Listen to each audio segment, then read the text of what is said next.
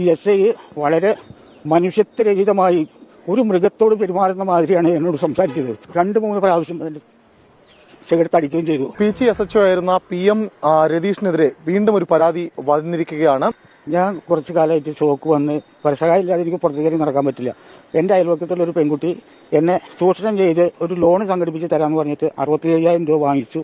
പലതവണ എന്നെ ഓരോ ബാങ്കിലും കൊണ്ടിരുത്തി ഓരോ ചെക്ക് നിരന്തരം ഒരു ചെക്ക് തന്ന് ചെക്കിന്റെ ഡേറ്റ് കഴിയുമ്പോൾ ചെക്ക് മാറ്റി തരും. വീണ്ടും ബാങ്കിൽ വരാൻ പറയും.